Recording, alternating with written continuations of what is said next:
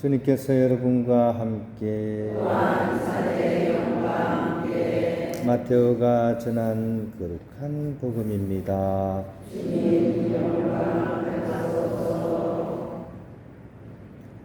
그때 사람들이 어린이들을 예수님께 데리고 와서 그들에게 손을 얹고 기도해 달라고 하였다. 그러자 제자들이 사람들을 꾸짖었다. 그러나 예수님께서는 이렇게 이르셨다.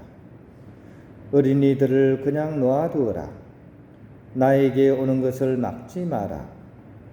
사실 하늘나라는 이 어린이들과 같은 사람들의 것이다.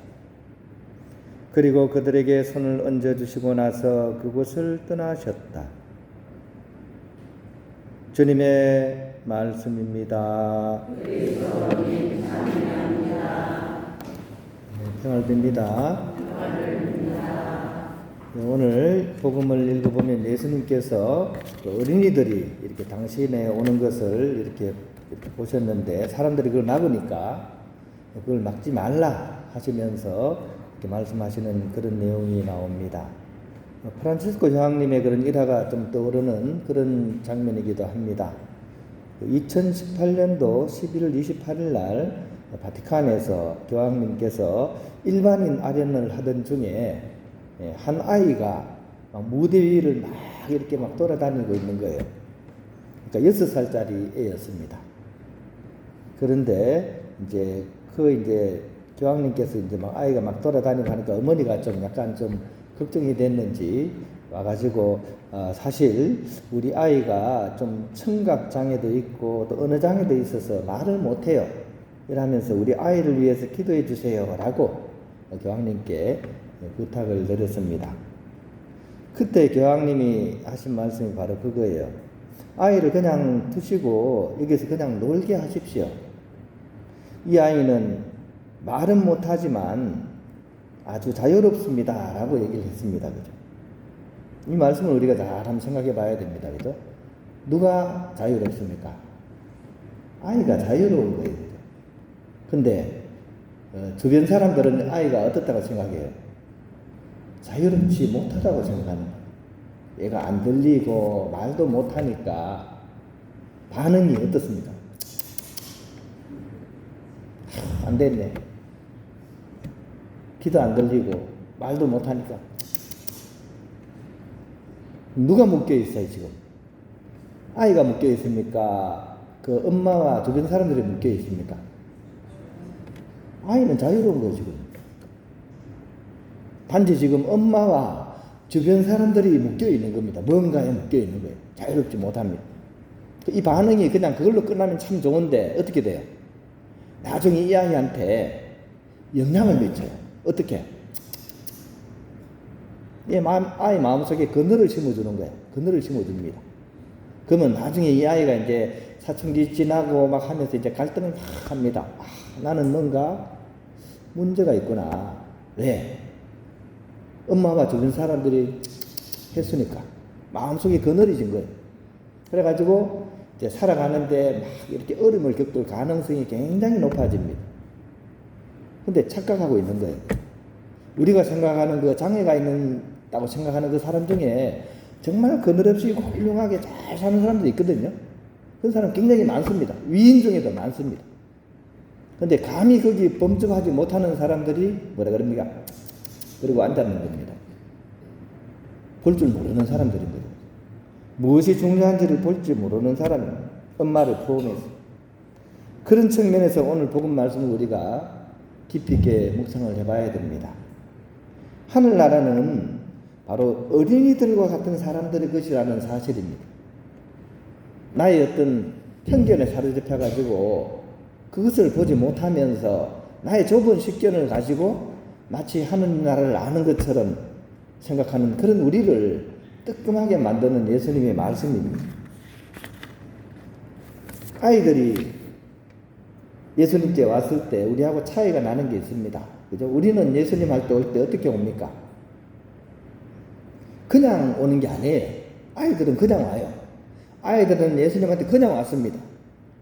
근데 그 주위에 있는 많은 어른들은 어떻게 예수님한테 왔습니까? 말은 안 하지만 그냥 왔다고 얘기하지만 속마음은 뭡니까? 뭘 달라고 온 거야. 뭘 달라고 왔습니다. 이거 주세요. 저거 주세요. 아픈데 치료해 주시고 집에 우한 없게 해주시고 그런 마음으로 온 거고 아이들은 그냥 온 거예요. 그냥 예수님한테 머리 한번 쓰다듬 탁 받으면 끝나는 겁니다. 깨끗합니다. 근데 어른들은 어때요? 덕지덕지 마음속에 뭔가를 많이 가지고서 지금 예수님한테 왔습니다. 그러나 놓고 아이들 오지 말라고 막은 거예요, 지금. 그러니까 예수님께서 한 말씀 하시는 거예요. 아이들이 나한테 오는 거 막지 말라고. 누가 합당하냐?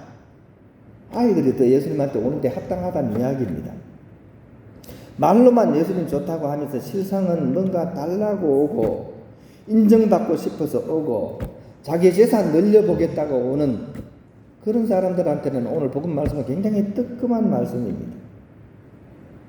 부자 청년 비유 아시잖아요. 부자 청년이 다가왔을 때 뭐라 그럽니까?